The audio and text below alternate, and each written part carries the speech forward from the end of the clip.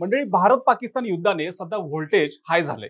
6 मेच्या हल्ल्यानंतर पाकिस्तानमध्ये चाललेलं स्थलांतर आणि तिथल्या सरकारची झालेली चलबिचल यामुळे पाकिस्तान दहशतवादाला सपोर्ट करणारा देश म्हणून अवघ्या जगासमोर आता पुढे येताना दिसतोय। यात साऱ्या जगाचं लक्ष लागलेल्या चीननेही सुरुवातीला पाकिस्तानला सपोर्ट करण्याची भूमिका घेतली होती, मात्र आता तीच भूमिका नरमाईत बदलताना दिसते।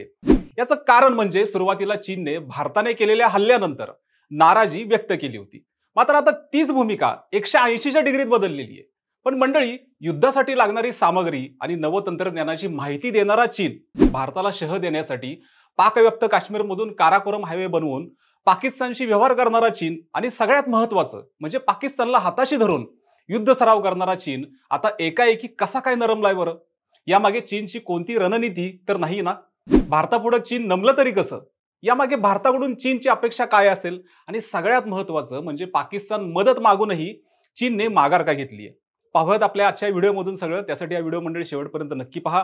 नमस्कार, मी विकी आणि तुम्ही पाहताय विशेष भारी। मंडळी, पाकिस्तानवर भारताने केलेल्या हल्ल्यानंतर पाकिस्तानने आपल्यावरही गोळीबार केला।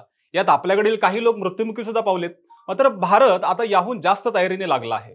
मात्र एकीकडे पाकिस्तानला मिळणाऱ्या कितीतरी मुस्लिम देशांच्या तुलनेत भारत एकटा पडत असताना पाकिस्तानचा मित्र चीन मात्र या सगळ्यावर काय प्रतिक्रिया देतोय हे ऐकणं महत्त्वाचं ठरतं। कारण मंडळी, चीन हा कायमच भारताच्या विरोधात राहिलाय। 1962 ला भारत चीन युद्ध झालं। यानंतर पाकिस्तान व चीननं पुढे एकत्र मिळून काम चालू केलं। यात भारताला विरोध म्हणून पाकिस्तानने चीनकडून पुढे नवनवीन टेक्नॉलॉजीची हत्यारे घेतली व त्याचा वापर भारताविरुद्ध जेवढी युद्ध झाली त्यात त्यांनी केला। यामुळे चीन व पाकिस्तान भारताविरुद्ध नेहमीच आंतरराष्ट्रीय बैठकांमधून भूमिका घेत आलेले आहेत। यातच रशियाच्या पाठिंब्यामुळे भारताला बरीच मदत सुद्धा झाली असली तरी रशियाने अनेकदा चीनलाही आंतरराष्ट्रीय स्तरावर भारताच्या बाजूने वळवण्याचा प्रयत्न केला होता, मात्र चीन तेव्हाही नमलं नव्हतं। आत्ताच्या भारत पाक युद्धातही चीनने सुरुवातीला पाकिस्तानच्या बाजूने भूमिका घेतलेली दिसत होती, मात्र काहीच तासात चीनला नवं स्टेटमेंट द्यावं लागलं की दोन्ही देशांनी शांतता प्रस्थापित करावी। आता चीनला हे का बोलावं लागलं? भारताकडून चीनला कसला फायदा आहे?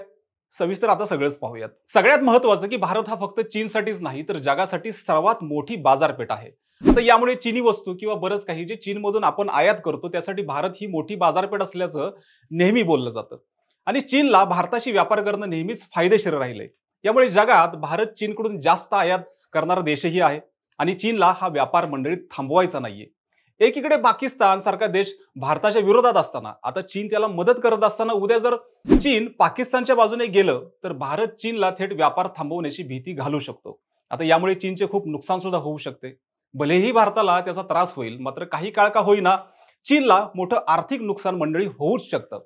यातच जगभरातून सुद्धा चीनला त्यांच्या व्यापारावर परिणाम होण्याची भीती आहे। AI सारखं तंत्रज्ञान भारत चीनकडून आयात करतो आणि चीनलाही भारत व्यापारासाठी गरजेचं आहे। यामुळे चीन कोणतीही रिस्क यात घेणार नाहीये। यातच चीनने पाकिस्तानला सीमारेषेवर वायरलेस यंत्रणा दिलेली आहे, ज्याचा वापर दहशतवादी सुद्धा करतात। याशिवाय चीनच्या उपग्रहाशी हे वायरलेस टेक्निक जोडलं जात असतं। यामुळे चीन एका बाजूने दहशतवादाला सपोर्टच करतोय का काय असं वाटत असतं। पुढे चीन फार तर पाकिस्तानला आधुनिक शस्त्रास्त्रांची माहिती देऊ शकतं किंवा भारताची सुरक्षा यंत्रणा कशी भेदायची याचं नवं तंत्र सुद्धा देऊ शकतं। मात्र स्वतः चीनच ही सगळी अत्याधुनिक हत्यारे व तंत्र रशियाकडून घेत आहे आणि तीच हत्यारे भारतही रशियाकडून घेत आहे।